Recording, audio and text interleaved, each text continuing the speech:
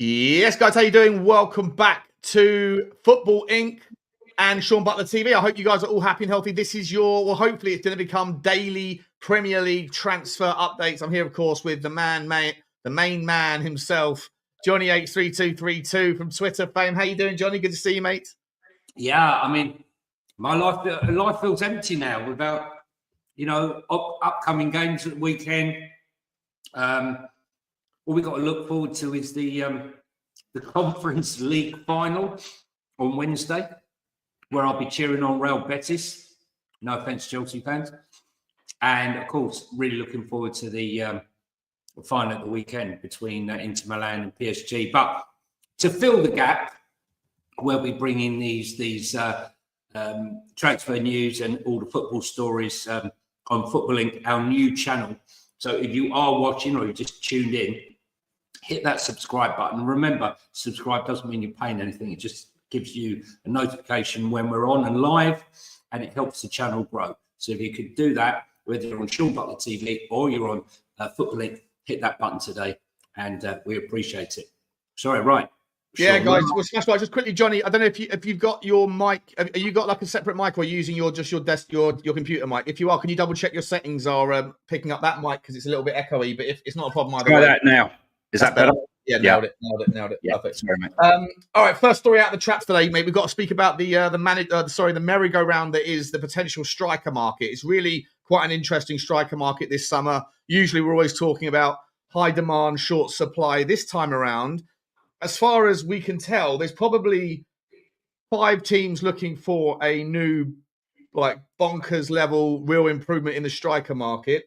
Maybe a few more, depending on what they can get done and if they lose or if they can get some people out of the way first. But there's also probably 4 or 5 really interesting names that are all up for sale at different levels of value, different levels of skill set. Obviously, we've got the GYOKERES name. We've got Benjamin Sesko out Germany that's also looking likely to move over to the UK.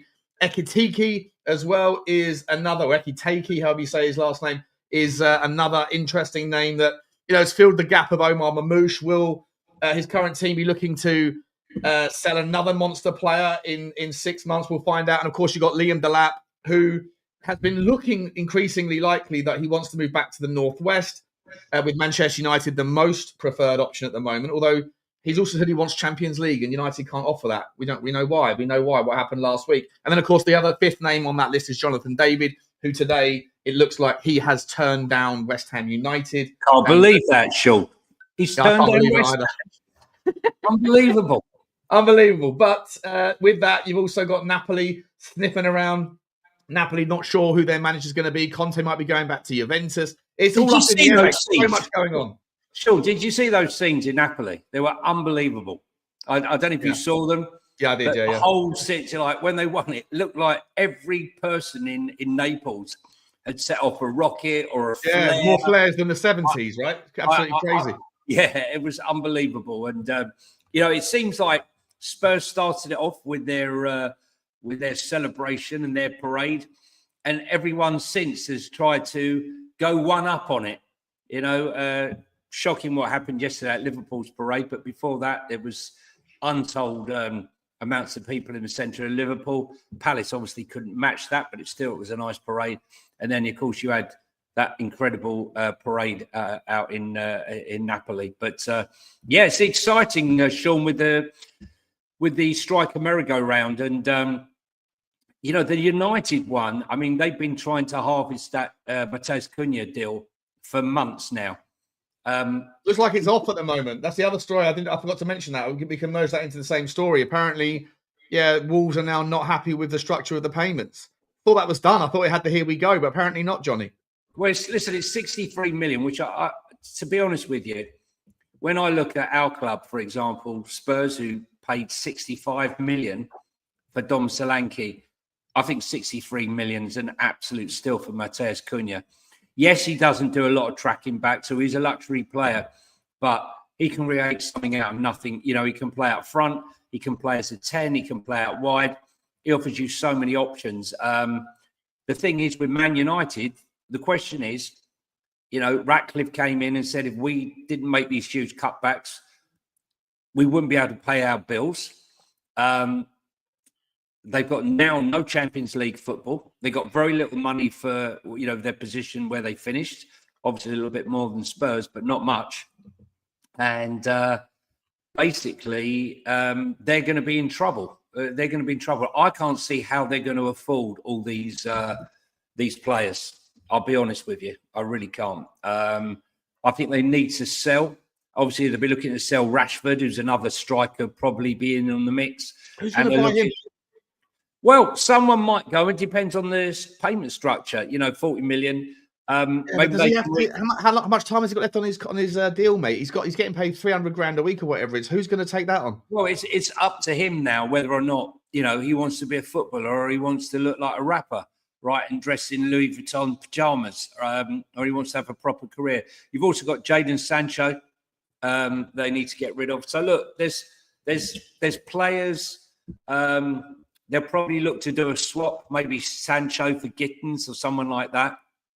And Dortmund, but the striker situation, Delap, is he really a Man United player? But when you look at it, Delap's he's got a buyout clause of only £30 million. So maybe for a payment and the amount of money Man United might have available, Liam Delap might be a more sensible option. Look, Delap is. What does £30 million get you these days, Johnny? Well, that's what I'm saying. It's a bargain, right? Bargain. I'd take him at Tottenham. I would absolutely take him at Tottenham. I think he's not my number one, but actually I wouldn't hate that at all. And it gives you money to do other things, right? Yeah, 100%. 30 million. I think most clubs will be looking to do clever business, not all just big business. Aston Villa, having now sent Rashford back, probably, and having sold Duran to balance their books to Saudi last year, they'll also need a striker. But they're going to have to offload a lot of players to meet FFP.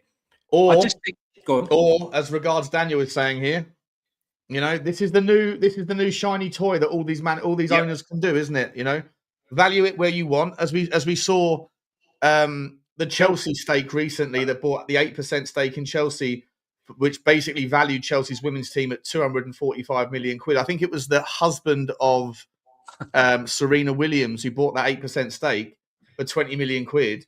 And, it turned out to be 245 million quid for Chelsea valuation, which immediately, and by the way, just inflates the valuation relative to what Chelsea sold their own stake. Like Chelsea sold the women's team to Blueco last summer to get around FFP. That's a 20 times multiple on the revenue of Chelsea's women's team. That sets a precedent, mate. And with this whole third-party transactions things up in the air because of Man City, all these clubs can do that now. And so if they don't have money, but they do have deep pockets and willingness to spend, I just don't know if Man City do. Like, Sir Jim Ratcliffe's been crying poor.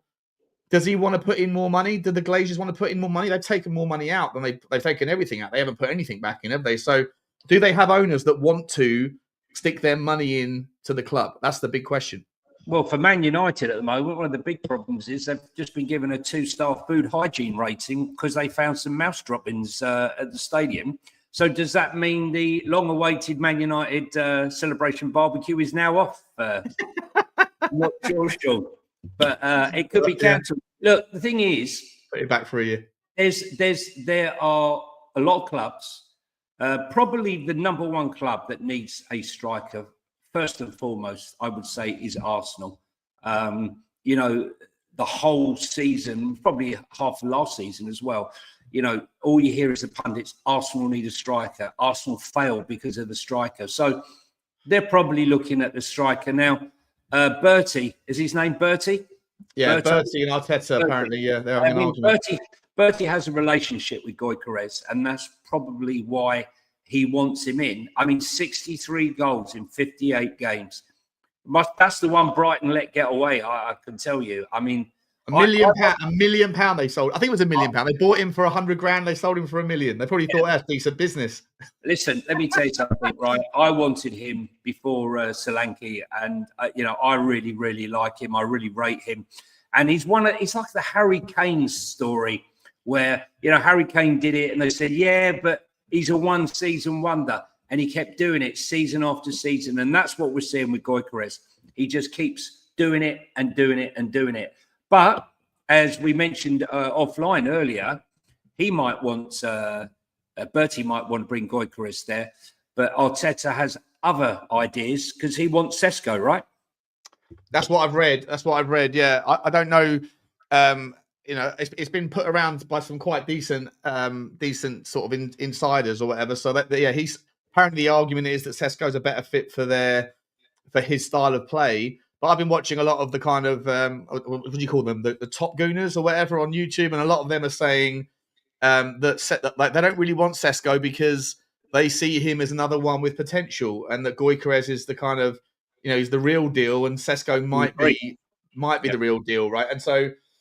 Look, there's not a lot of difference in the valuations for the players. For what it's worth, mate, like GYOKERES 100% is an incredible player. There's make no bones about it.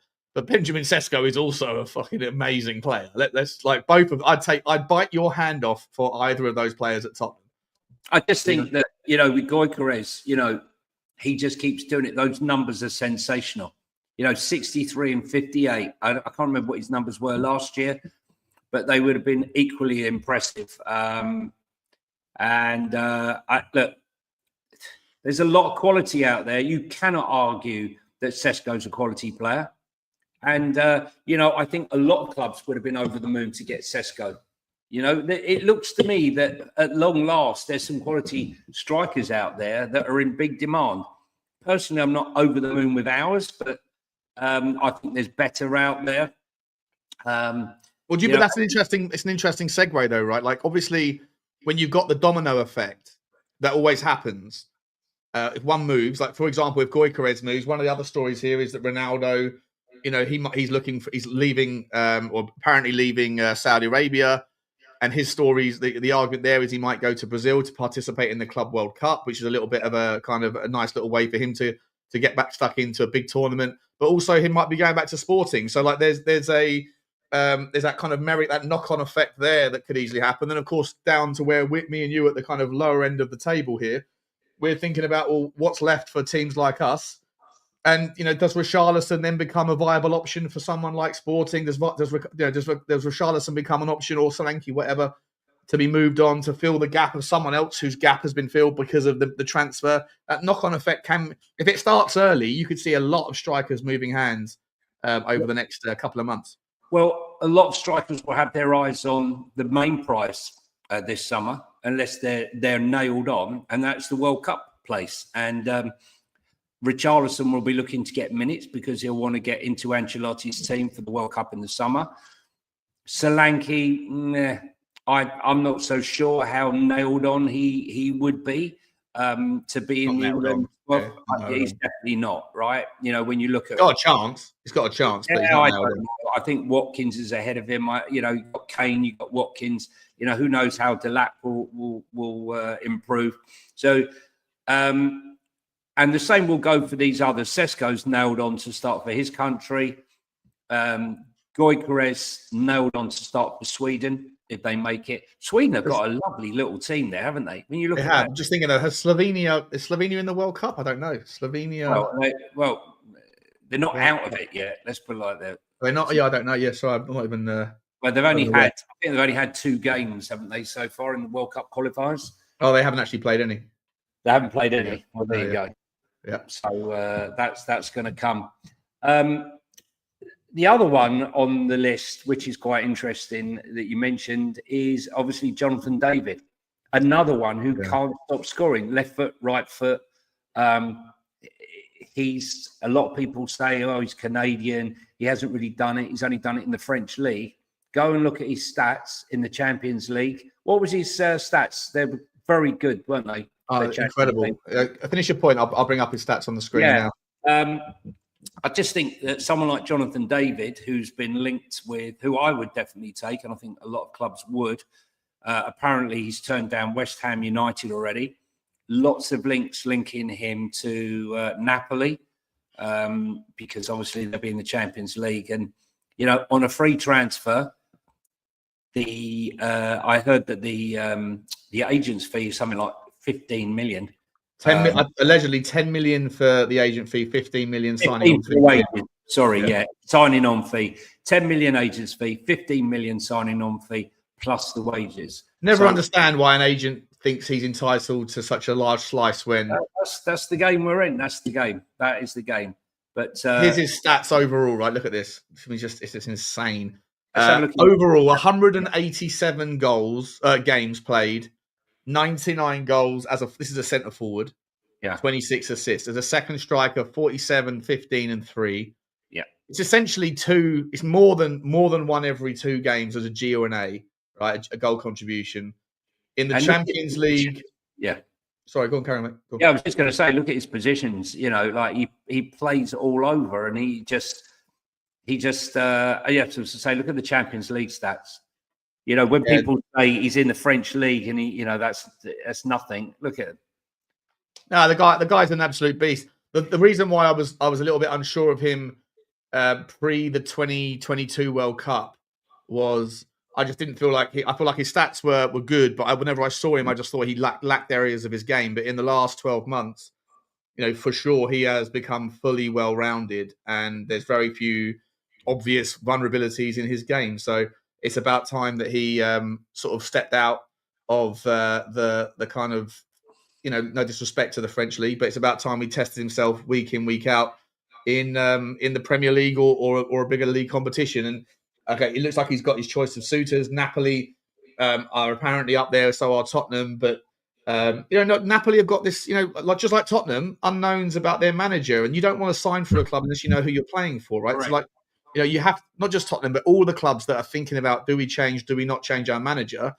Even Inter Milan don't know who their manager is going to be. As I said at the start of the show, I think it was that Inzaghi, he might be moving to Saudi Arabia, and that's a really interesting update because, I think we'd all like to see possibly, whether, again, not to make this about Tottenham, but if we're looking at managerial names, Inzaghi is one of the best around, and for him to be sort of going off for the money over to Saudi, that's a little bit of a disappointment if that's the case, Johnny. No?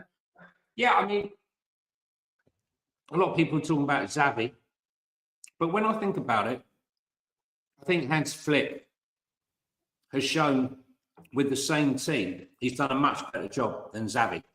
What he's done with Rafinha, moving him into the middle and away from the wide position, he's playing a lot better. I just think that the clubs are already moving. Spurs, because we don't know what's going to happen with the manager, as we spoke yesterday, while all the clubs are at the disco picking up all the birds. Spurs are still waiting for the Uber. We can't order the Uber because we don't have the driver yet. They're all chatting them up, but there'll be other clubs, Arsenal, they know where they're going. Any club that doesn't know what's happening with the manager or contemplating getting rid of the manager, they can't really move. But Man United look to be making first mover advantage. I think we're going to see plenty of deals in the early part, this new special window, the 2-week window for the World Club Championship. We've seen Liverpool making some serious moves with Florian Wirtz. Can you explain to me what the point is of this dual part window? Is it just so that the clubs in the Club World Championship can basically play these new players now? Is that the benefit? Correct. But also, I think it's an opportunity for other clubs to move. And if you don't know what your manager is doing, then you can't do anything in this window. And I think with some of the quality that's out there, first mover advantage is very, very important. We've seen Man City try to move on Wirtz. For whatever reason, they pulled out, maybe FFP, PSR, with the amount of money that's involved. But Liverpool don't have any problem with it. They've obviously as well got Frimpong as well. Yeah. And they've got others coming in because they know that they're going to need, new players. So I don't know. It's who's going to move first. And like you said before, it could be a load of dominoes. I think Rashford could easily go abroad. Look, 40 million, but it could be over 4 years or 5 years, in which case 10 million a year is affordable. It's how you deal with the wages.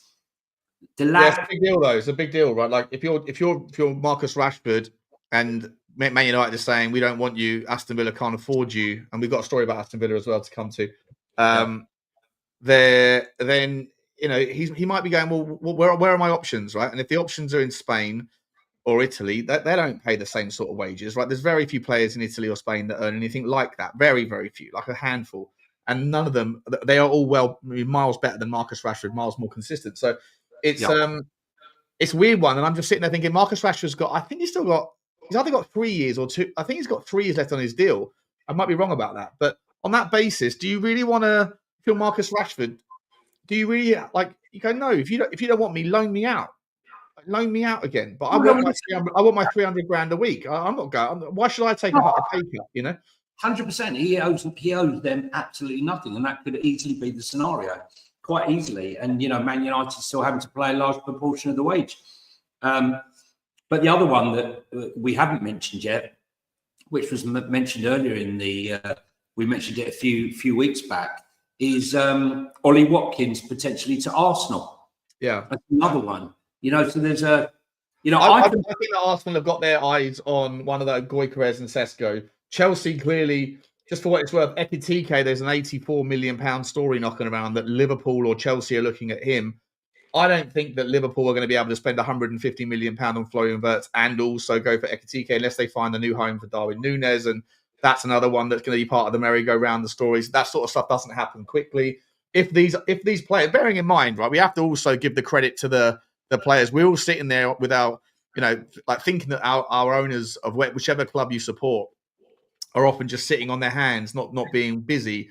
But they probably have had a conversation. But the players might want to just sit back and go, you know what, I've got 2 months. I'm on holiday now. I want to wait and chew it over, see what my options are. So just because there's no activity doesn't mean that there's no activity, if you know what I mean. And I think that just, Ekitike, I'd just be surprised if Frankfurt were going to sell him after just also selling Omar Mamouche, but they do have El Yawahi that they brought in, who was a big scorer last year in France. So it'll be interesting, mate. But there's 5 names there. As you say, Ollie Watkins, I'd be surprised if Aston Villa might have to sell him, but whether that he would go. I think Arsenal are looking for bigger fish than Arsenal, mate. He'd run to Arsenal. Yeah, I'm sure he would, but I don't think Arsenal would necessarily want him because Ollie Watkins scores goals, but he also misses a hell of a lot of chances. Do they want one striker, though? Do Arsenal only need one striker? I don't think they do. I think they need 2 because then they're exposed to the same situation. Yes, they can play as a false 9 and play Havertz in that position. But for me, if you go for a GYOKERES and another, when you're in the Champions League and you want to make a run for the Premier League title, I think you need 2 strikers. So I can see a situation where, they made one big one and Watkins. Look, we know that Aston Villa, having spent 96% of their income on the wages, they're going to have to sell players now they haven't made Champions League. We saw it last year with Duran going for ridiculous sum of money for the player. I don't think Etete, Eintracht Frankfurt, is anywhere near worth 85. I really like him, but he hasn't reached the height since Mamouche. That understanding they had together, where they were ripping it up in the Bundesliga. They finished 3rd or 4th. I can't remember now. 3rd, I think. Would you take it? Would you I've said for ages. I think that Tottenham now that we've won, I expect the club record signing and or a club's highest earner. Would you be okay if Tottenham went after and paid something like 80 million quid for Ekitike? I don't think it's worth it. If they spent 80 million on GYOKERES, I'd be dancing down the high street. I think Ekitike is probably worth about 45-50 mil.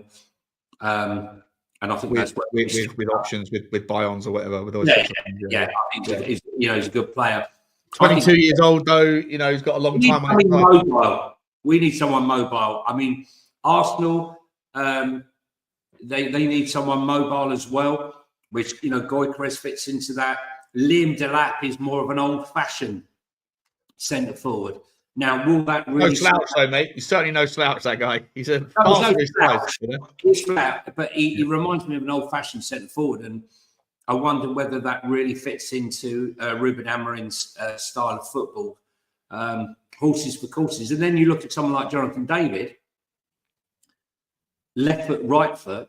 Now that's a conundrum for the defender. When someone's running at you, normally an attacker has a weaker foot. You try to push him onto it. You can't really do that with Jonathan David. Is he good enough to play in the Premier League? That is the question.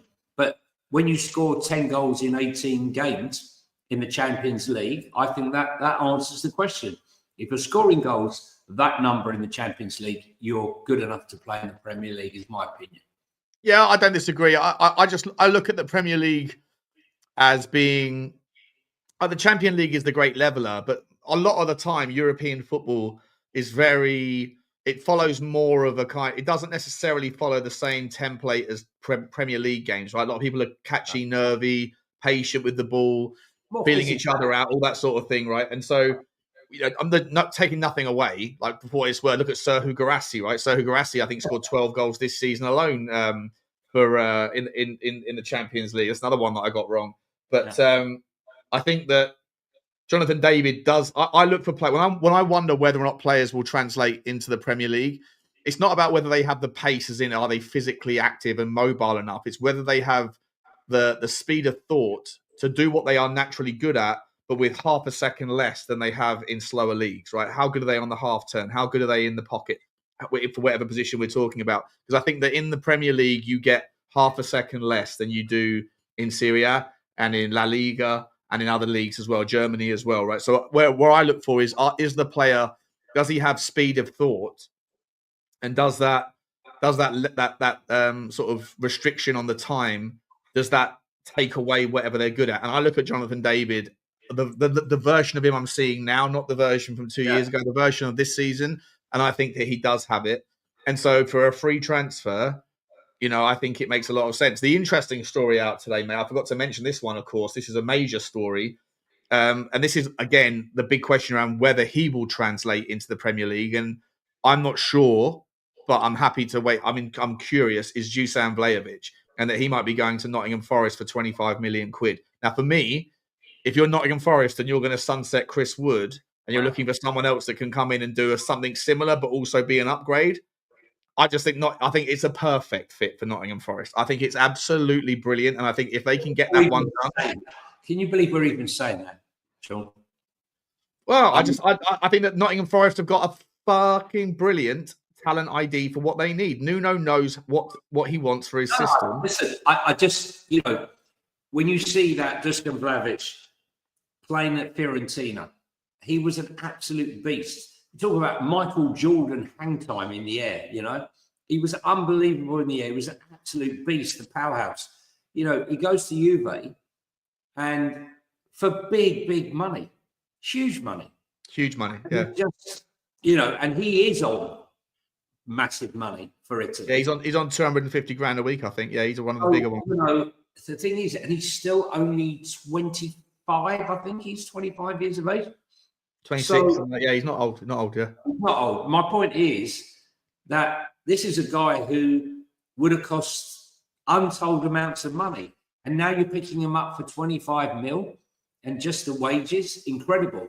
So there are a lot of people bemoan the lack of quality strikers about, over the last few years. And now suddenly there's a whole dearth of them, of quality.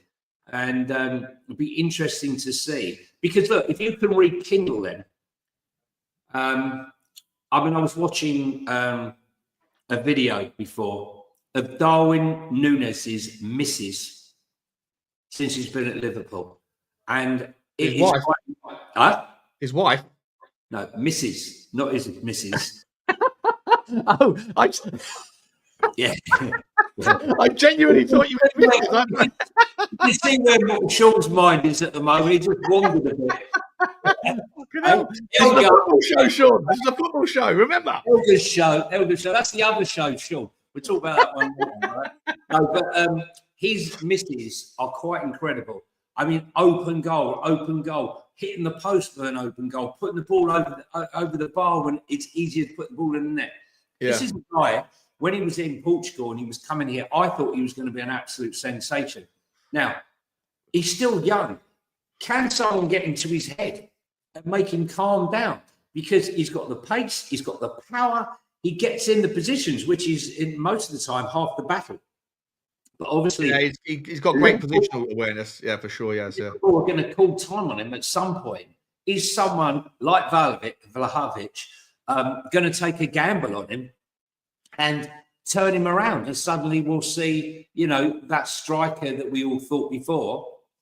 Because listen, confidence breeds confidence. We've seen someone like Timo Werner, who was banging the goals in RB Leipzig, comes to Chelsea, started scoring goals. Now he couldn't hit a barn door. And then we look at someone like Mateta at Crystal Palace. Before Oliver Glasner got there, he couldn't hit a barn door.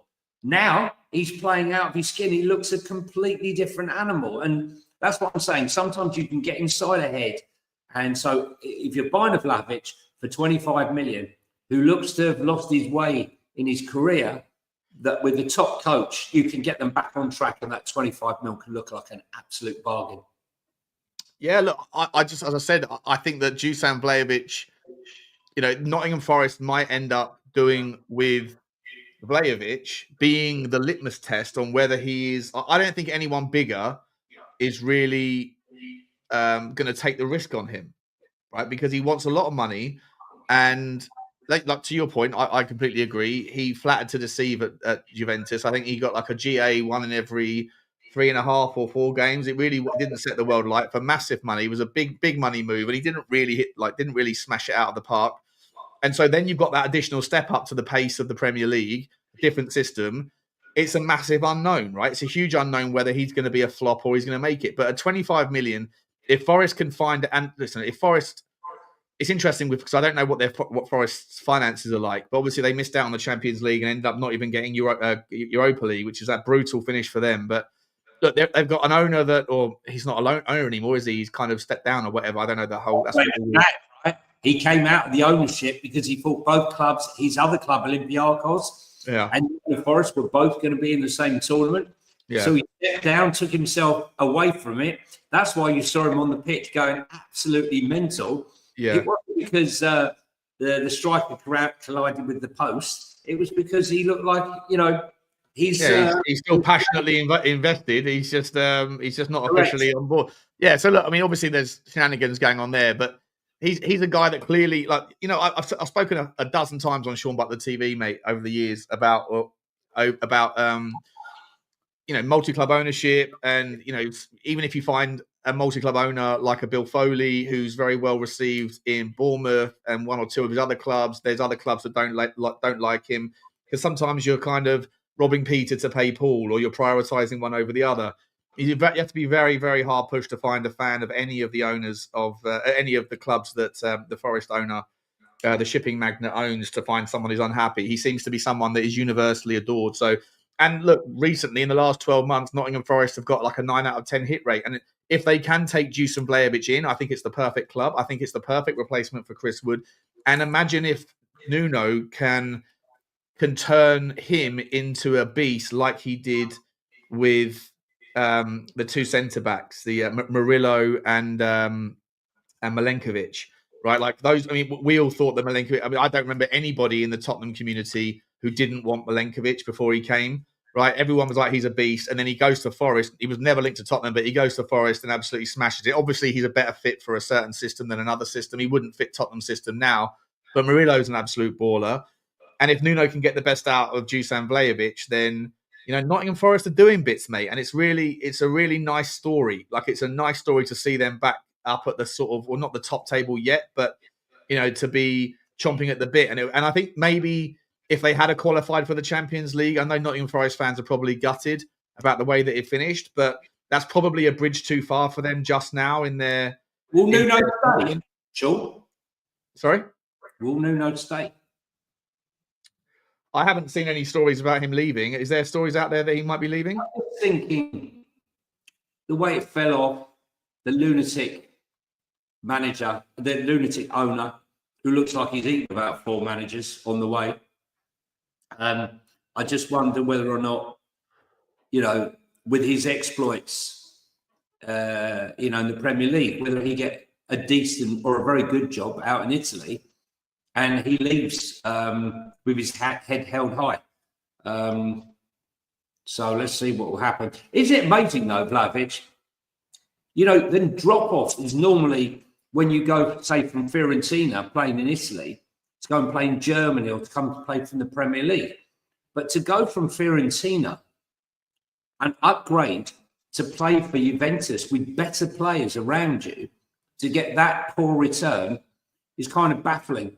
So it begs the question, was the money, that's what it though, isn't it, mate? It's the money, right? Some people just go, I've made it. I've got my 250 grand. I'm sure he was probably only earning 20 grand a week when he was at Fiorentina.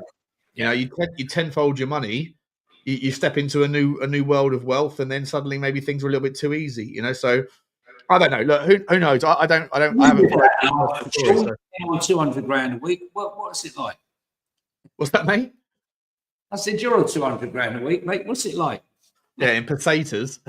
Potatoes.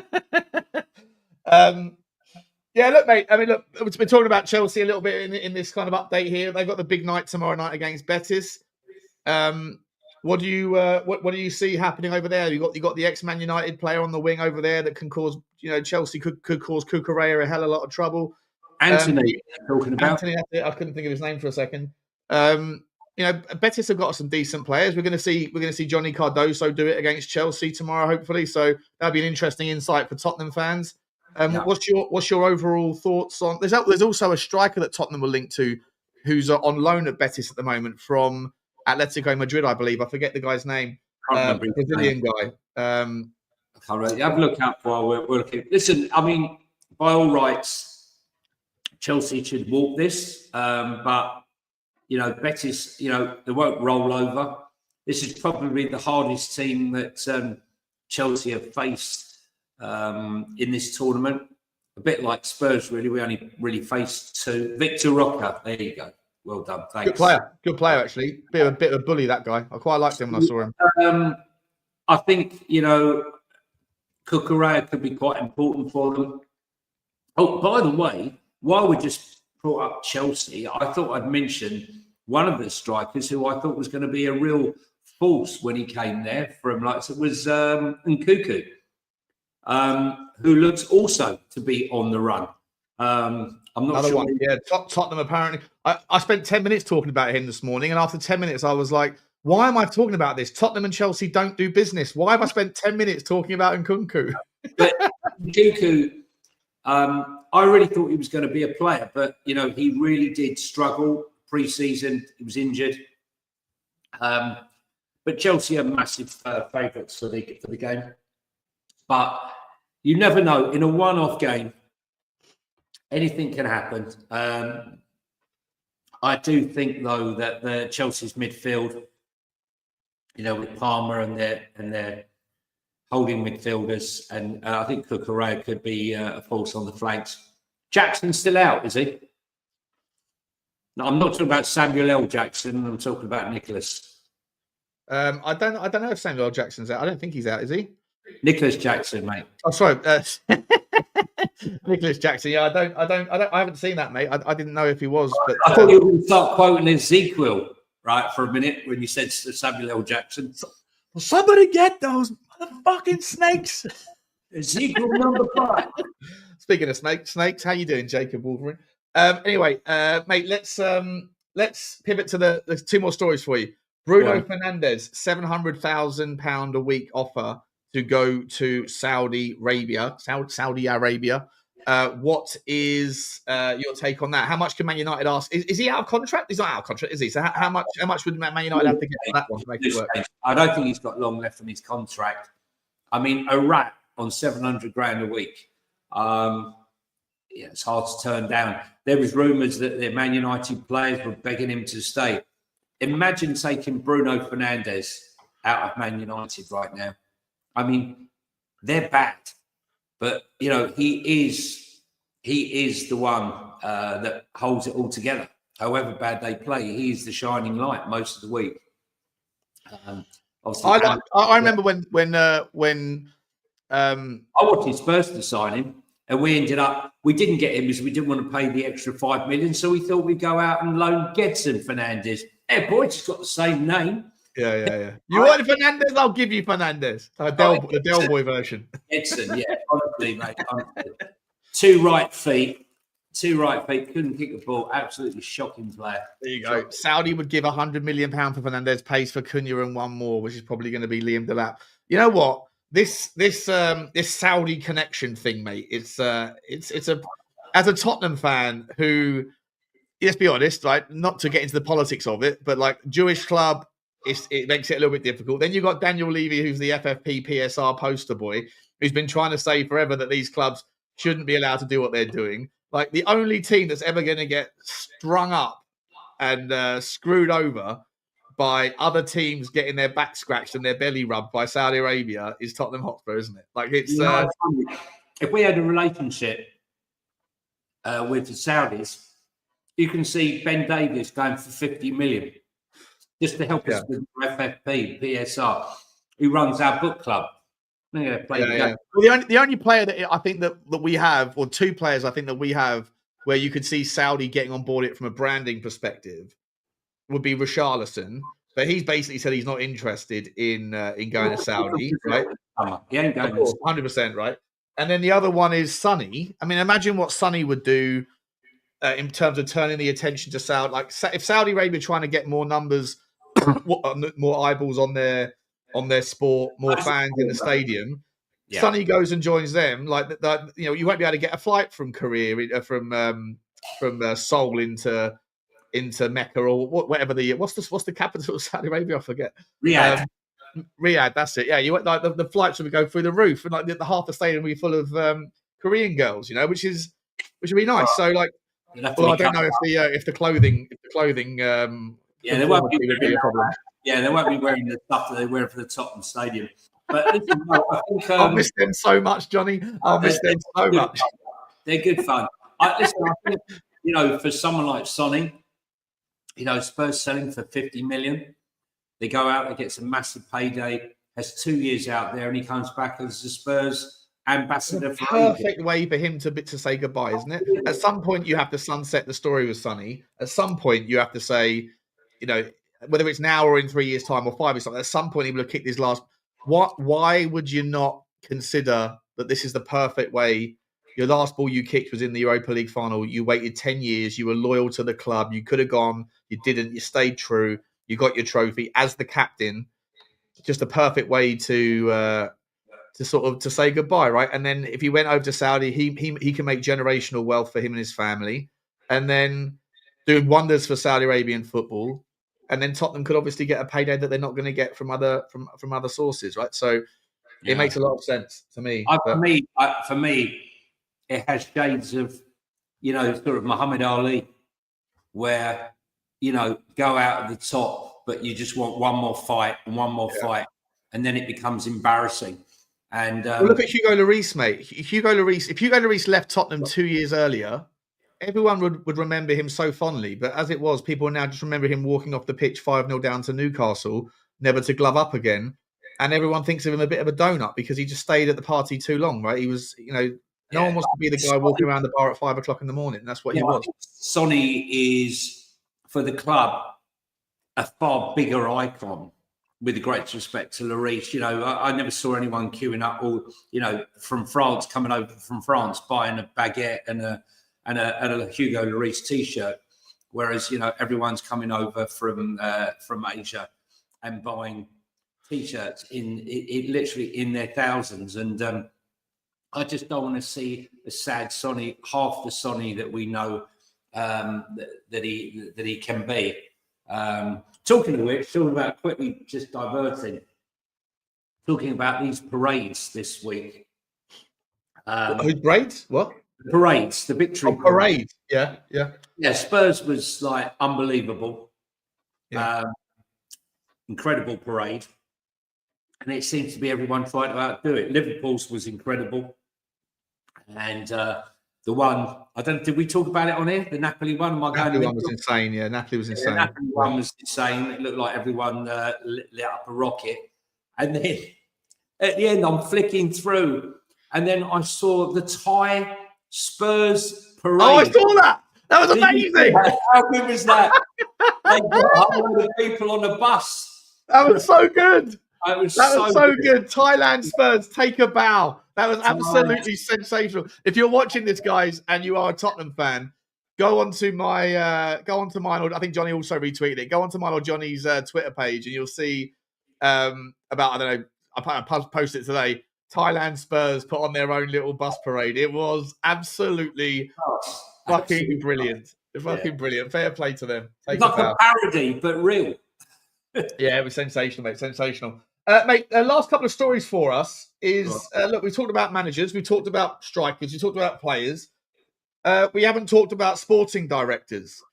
Two stories out today. One is Paratici is imminent and his return to Tottenham. Any story of him going to Milan is now off. That deal, apparently it's done, according to Spurs Web, who's quoting Give Me Sport and Ornstein, I think, as well. So, like, that looks like it's done. But there's also another story.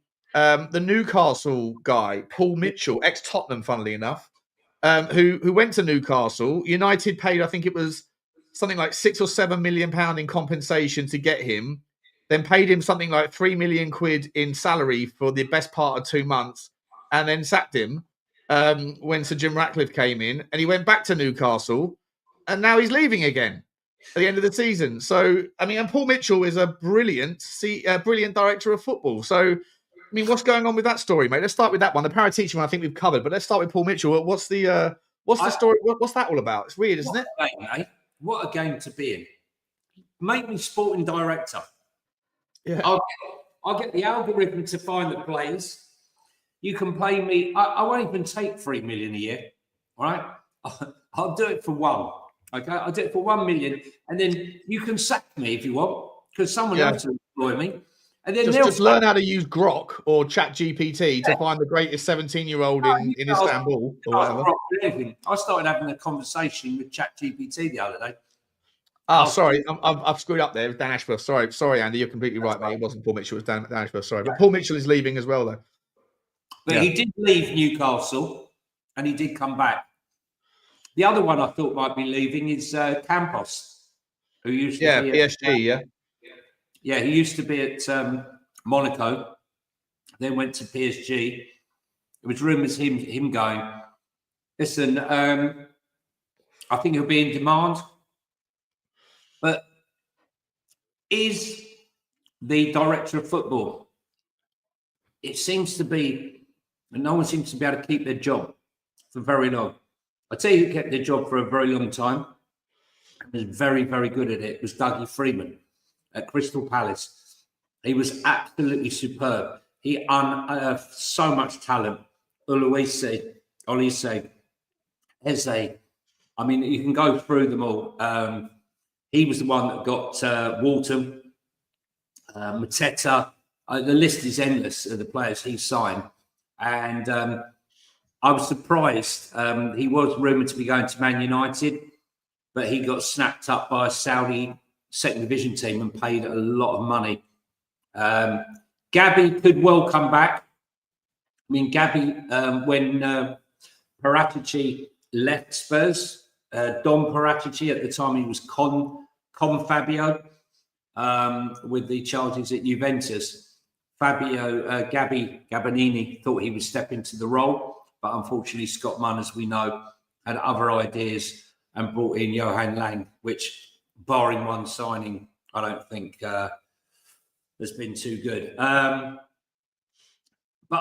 is the data analysis making that sort of job how it used to be null and void, Sean?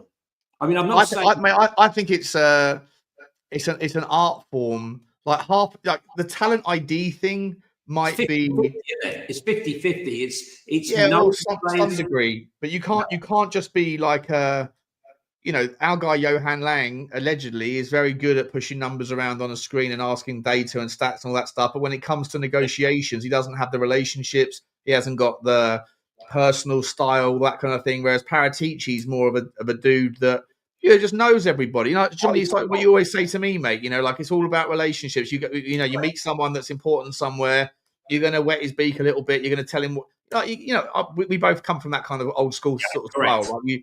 You kind of make sure that everyone remembers you and that you. Great guy last night. Funny enough, a bit talking about your situation and what you've gone through, and he told me it's easy to do what's happened. What? It's easy to do what's happened to you with the hacking. Oh, the hacking, the mirroring. Yeah. If you fall on the wrong side of someone who knows what they're doing, then you're in a lot of trouble, basically. And so the thing is, but it's Fabio, you don't stay 10 years at Juventus running that show. Yes, it all went Pete's on at the end, but he wasn't taking money for himself. It wasn't for personal gain. He did it, to try and save Juventus during the COVID crisis. But I think his game is very much hands-on, wheeling, dealing, coupled with data. Do you think Paratici gives a shit about the data, or do you think that he just speaks to people that he knows and goes, anyone coming out of like Torino, anyone, and they go, oh yeah, we've got this 17-year-old kid who's a fucking baller, bro, and he watched a couple of tapes. Like, does he really need to know what's his percentage of tackles recovered? And I think, listen, he's a guy that knows his football. I mean, I'll never forget seeing the first game, one of the first games Conte came when he brought him in after they got rid of Nuno. And I was thinking, who's that fucking guy on the bench there who's going mental? I thought it was one of the coaches. No, it was Fabio. I've never been director of football screaming at the players to get up. Oh, and it was so cringy. All the other guys, Daniel Levy's son-in-law doing the same thing. Oh, not sorry, brother-in-law, whatever it was, doing the same thing. They all like, oh, if he's doing it, I better do it. Otherwise, I look silly. So they're all going, shut up, boys. You didn't do it for the last 5 years. You never done it before. Don't start now. Fabio is very well respected. I even remember the first two signings that he made, bringing in Kulu and Bentancur. And, there were questions asked, like, who are these guys? What are they going to do for us? And they completely transformed our season from that January and got us into the Champions League. And I think on the whole, has he done bad signings? Absolutely. But on the whole, his success rate is such that when you look at the squad now, Papa Sarr, 12 million. Definitely sold, worth more than that. Destiny, 15 million. Vicario, 17 million. Romero, 45 million. Pedro Porro, 40 odd million. Yeah, they've all appreciated. They've all appreciated for sure. They've all appreciated, that maybe Richarlison hasn't. Maybe Richarlison hasn't, but you could probably write some of that off anyway, amortized over the period.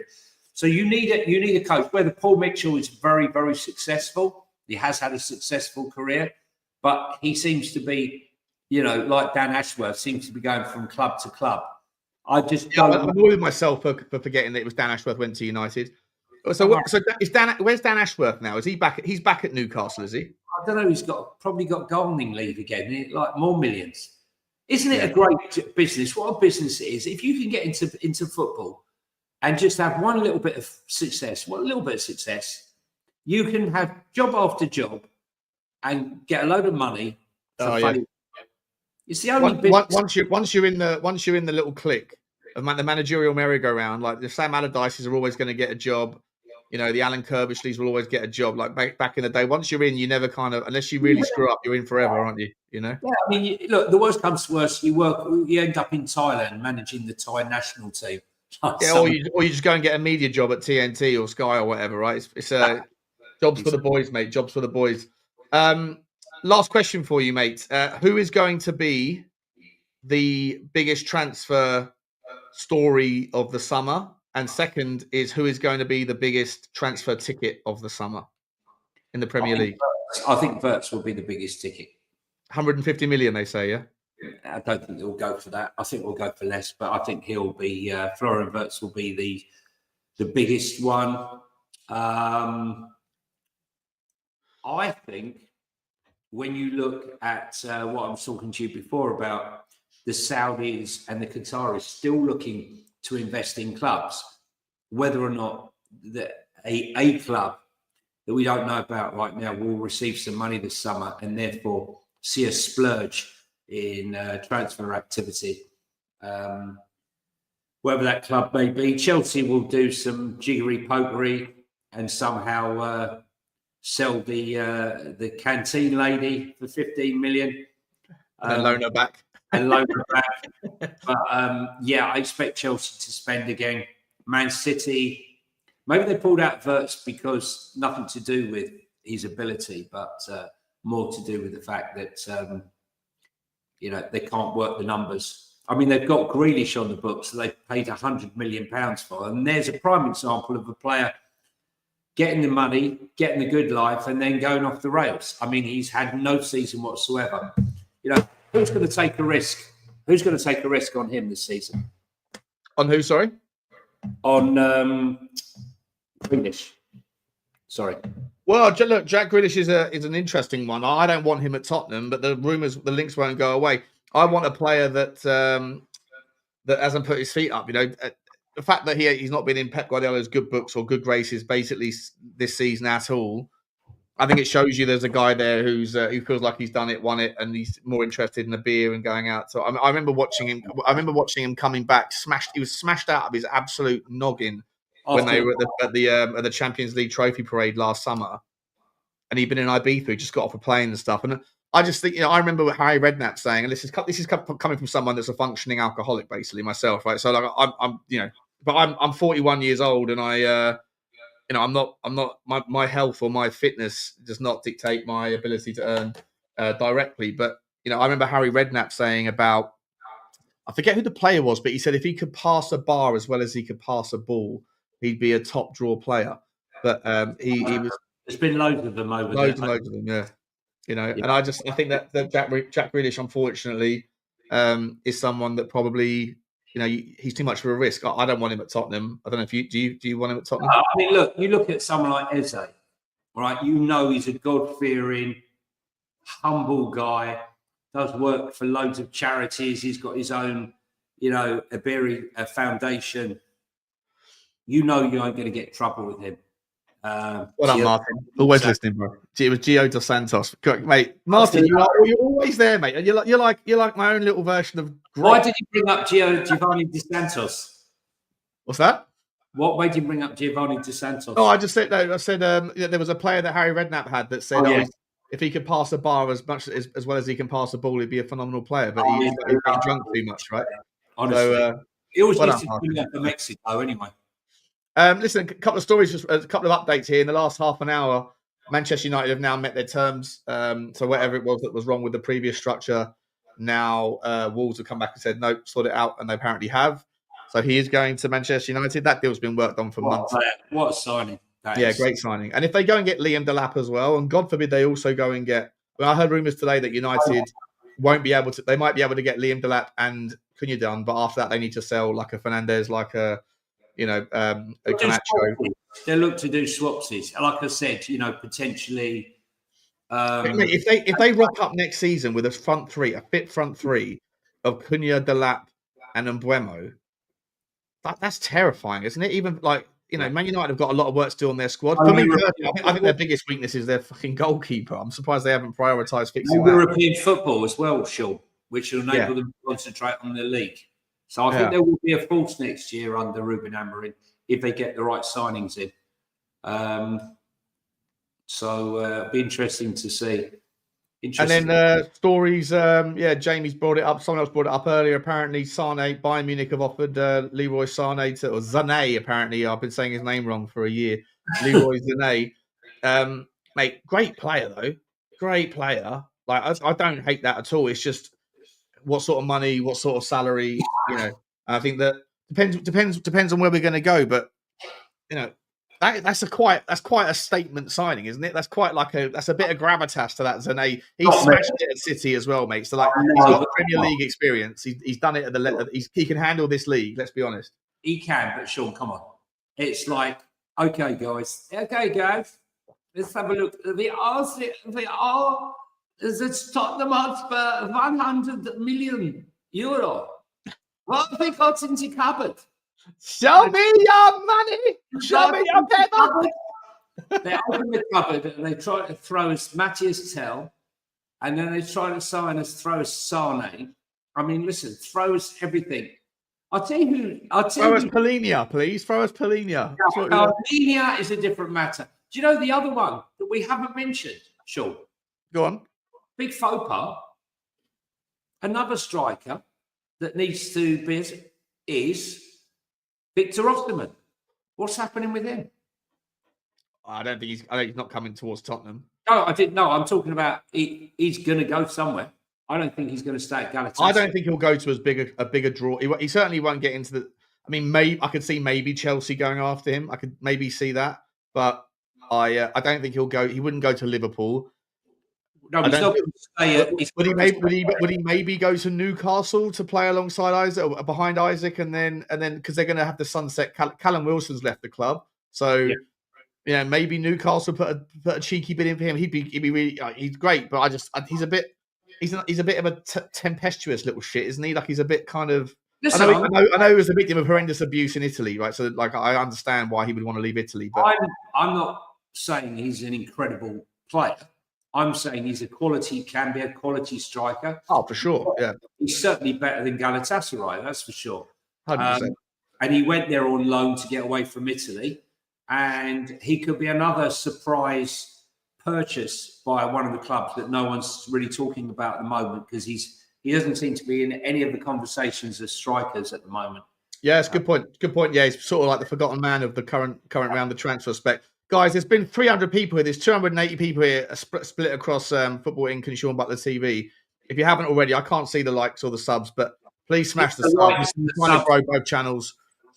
Hit the like button on both. If you can, whichever one you've come in on, get down to the link and bang the other button, bang the other thing and do that as well. There's a few shows on tonight, Sean. I think that's the reason why, because we had about 800 on the other day. Yeah, I'm sure. Live. We had 800 live on that channel the other day, did we? Yeah, we were on 800. 800 reviews, not live. No. We had 800 people live watching on Sean Butler. Oh, you mean that was on Spurs Talk Show? That was on Spurs Talk Show. Yeah, on Spurs Talk Show and Football Inc. Yeah, but this is Spurs Talk Show is not. Just Johnny, I didn't get your answer. So you said that the £150 million was going to be the number one, or sorry, WIRTZ was going to be the number one ticket. I think Spurs will be the number one, but I think Arsenal will be the biggest spenders. Yeah, that was a great question. Yeah, so Arsenal, and how much do you reckon they're going to spend? It's 250 mil. 250 mil. How much do you think Newcastle will drop? Interesting one.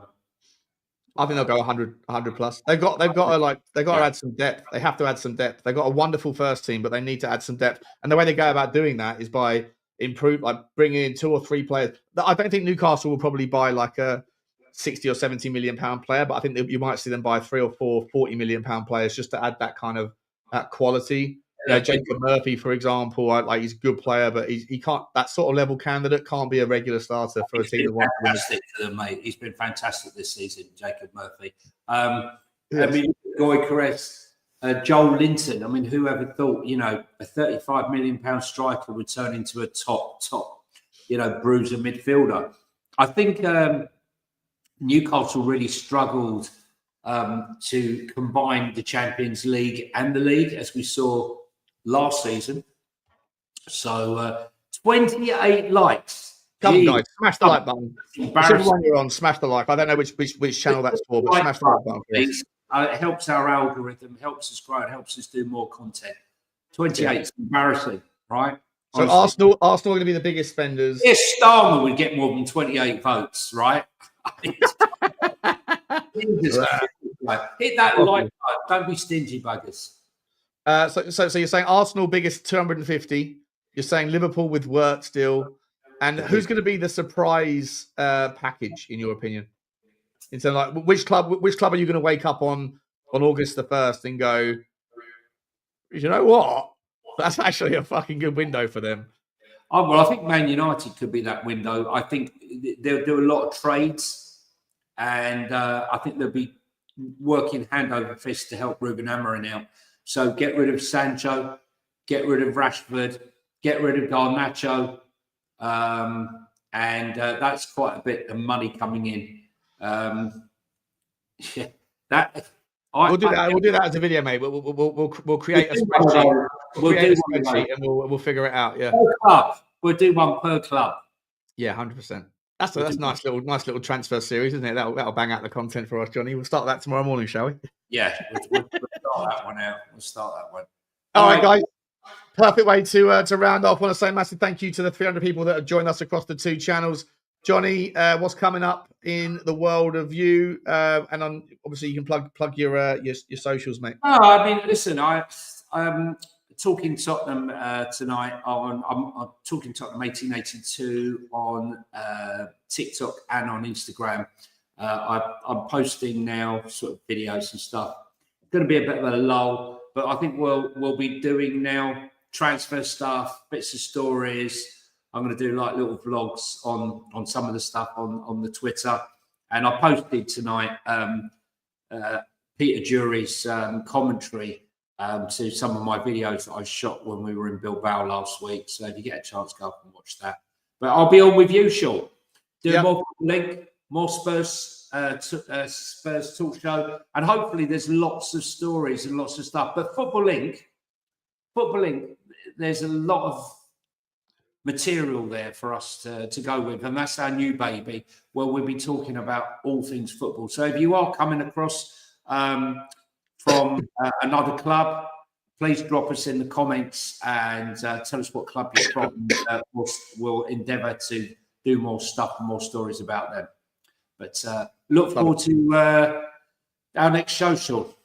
Yeah, 100%, mate. I'll be back tomorrow on Spurs Talk Show. Yeah. Depending on what's out in the morning, I'll be out with Bugsy Malone in the morning, or I'll be doing a live stream with Johnny, or both probably at some point. So see us then. If there's anything out in the football financial world, you can find it on Sean Butler TV and on Football Link. And obviously, any of the transfer news around the houses will be on Football Link primarily. Guys, massive thank you for stopping by. Hope you have a wonderful Tuesday night. Come on the Betis, and we will see you on the next.